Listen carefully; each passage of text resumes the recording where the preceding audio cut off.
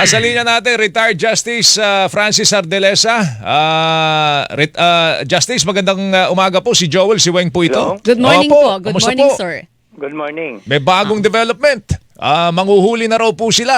At kanila pong, ano tawag dito, i-detain, Weng. Oo, within 60 days, Yung mga ha? dayuhan Oo. nang wala daw pong paglilitis. Ano pang dapat nating ginagawa rito, Justice, dito sa bagong development na ito? Magandang umaga, Joel at saka Weng. Good morning, sir. Oo, kaya ulitin ko, dapat ay tayo ay dumulog na sa unclosed court noon pa, noong isang taon pa. Sapagkat kung dumulog tayo noon pa, ngayon ito ang development, may dapat na may bigyan ukol na ng unclosed court. Hindi po pwede 'yon kasi ganito ang patakaran. ang Pilipinas, mayroon tayong sariling rules, okay? Opo. Ngayon, ang rule natin diyan ay nakalagay sa isang Republic Act noong 2015 pa. No, 2015. Ito ay bago pa lumabas ang Tribunal Award. Ito ay idinulog sa Kongreso at ito ay naging Republic Act. Okay? Ito ay inamendahan ang ating Fisheries Code. Ang tinatawag ito ni Section 91 of the Fisheries Code says na bawal ang poaching in Philippine waters. Unlawful sa isang foreign dayuhan na tao na mag-operate ng fishing vessel sa Pilipinas. Okay. Mhm. Ang pataw dito ay kung ang isang dayuhan ay mag-isda, no? Sa Philippine waters, ang the fact na ang vessel ng dayuhan ay nasa karagatan natin ay prima facie na ito ay nasa Philippine waters. At saka summary finding administrative liability, ha? May pataw na from $600,000 to $1 million. So, biruin mo yon, $1 million. Teka, Justice, hindi ba natin ini-impose itong Ngayon, batas na ito? Ngayon, matagal ko nang sinasabi na dapat i-impose ito. Kaya ang problema dito, Joel at saka Weng, ay may malaking hamon ito sa enforcement natin. Yes. Kasi ang ginagawa nitong mga dayuhan, pag nahuli na sila ay haharap sa husgado, okay? Ngayon sila ay nagpapiyansa. Ngayon magpiyansa sila maliit lang and then that's the end of it. Hindi mo na makita yung mga tao. Okay? So, that's the challenge. Now, kung sila ay makasuhan sa isang korte sa Pilipinas, lalaki ang danyos. Ang fine ay bukod pa doon sa administrative fine ay $1.2 million kung makonvict sila. Pero iyan ay kung makonvict sila. Opo. Ngayon, ito namang ang UNCLOS, okay? Kung magdulog tayo ng kaso sa UNCLOS, may sariling patakaran ng UNCLOS. Ngayon, may sariling patakaran din ng ang China. Pero bago lang yung sa kanila. Bago lang. Ang sa atin 2015 pa. Pero kung sakali po, Justice, na ito ang magiging basis natin, hindi ba dapat may mangyari munang arestuhan para doon sa tinatawag na justiciable action bago natin masampa sila ng kaso on the basis of this new development? Yes. Malaking sabi, bago magpataw ng fine o judgment, kailangan Opo. muna may mangyari. Opo. So, kailangan may arestuhin mo ng China o may arestuhin tayo. Opo. Okay. Okay, ito lang, Justice, maituturing bang grave abuse sa United Convention on the Law of the Sea yung bantaho ng China? Kasi meron po tayo mga panuntunan sinusunod base ho sa UNCLOS. Yung bang kanilang bantang ito, meron bang pag-aabuso? Ngayon, tapusin ko lang, Sige po. Joel. Opo.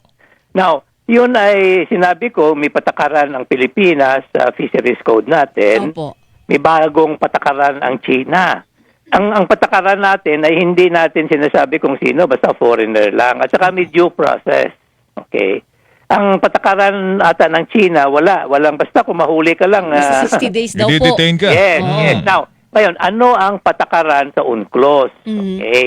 Kung dumulog tayo ng kaso sa UNCLOS, maaring sabihin ng UNCLOS na teka muna ha, Pilipinas, may sarili kang patakaran, ikaw din China, may sarili kang patakaran. Pero maghunos dili muna kayo, ito ang patakaran ng UNCLOS. Iyon ay sa Article 73 ng UNCLOS.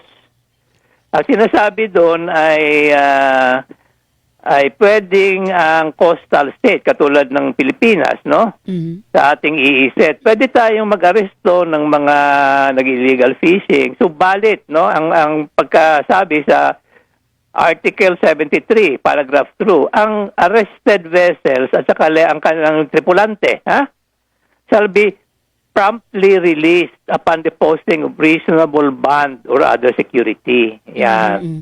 Pero Justice, basta ang malinaw doon, dahil may parehong patakaran ng China at Pilipinas, pag umakyat ka ng UNCLOS, ang mangingibabaw doon, masasantabi yung patakaran ng dalawang bansa. Yes, At yes. ang Yun. mangingibabaw na ay ang UNCLOS kasi Yes. mas neutral po siya. Yeah, Article 73. So Opo, sa Article alright. 73 ay klarong-klaro na hindi ka pwedeng magpataw ng imprisonment. Pero Justice, ganito po, halimbawa na umakyat na tayo, nagkaroon na ng event na may na-aresto ang China, umakyat tayo sa UNCLOS, pwede pa ba tayo magpatupad ng ating sariling batas, yung nag-amyenda sa fisheries law? Na ngayon, Without kung- prejudice doon sa kasong naisampa natin doon po sa UNCLOS? Ay hindi maaari na weng kasi kung tayo ay dudulog sa UNCLOS, Yun na yun. kung tayo dudulog sa UNCLOS, magdidebate na naman ano ang mangibabaw. Siyempre, ang Pilipinas i-argue natin ang fisheries code natin. Mhm. Pero sa karanasan ko, malamang ang ipataw ng UNCLOS ay itong Article 73. Kasi klaro dito sa 73, walang imprisonment, Mhm. walang corporal punishment na may pataw.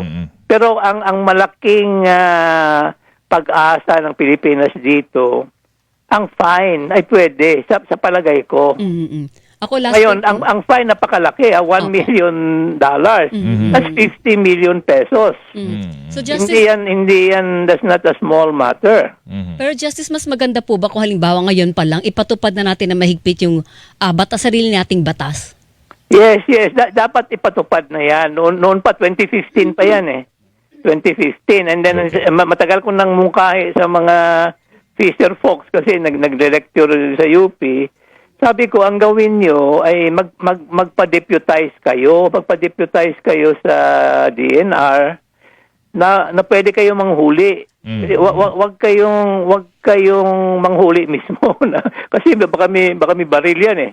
O baka may Coast Guard, Yes, diba? opo. Magpa-deputize kayo and then humingi kayo ng konting pabuya. Mhm. Pwede yan sa fine may konting pabuya ang mga deputies natin. Ngayon, pero malaking challenge yan Weng at saka Opo, Joel. totoo yan. Kasi law enforcement depende sa probinsya, may probinsyang may friendly, may hindi naman friendly, ang mga piskalya kausapin mo, ganon. So, ang mungkahi ko dapat dinulog na ito na yung ulit-ulit kong sabi, dapat dumulog na tayo ng bagong kaso sa Kaso. UNCLOS. Alright. Alright, Na sige. yesterday pa kasi ito ay maliit na this is an important matter. Opo. So this can become ang pinakamalaking pakay ng isang bagong kaso ay ang environmental degradation. Billion doon ang damage sa atin. And then isama na ito. Okay. Ngayon every incursion dito may fine na $1 million, di makakatulong din. Pero ang importante, Weng at saka Joel, Opo. kailangan dumulog na tayo kahapon pa. Dapat Alright. magsampa na ng kaso. Sige. Yes. Justice, mukhang mapapadalas yung ating talastasan. In the Oo. meantime, salamat sa oras mo. Mag-ingat ka. Justice, thank you sa oras. Opo, Thank si you. retired Supreme Court Justice Francis Hardelesa, mga kapuso. Kailangan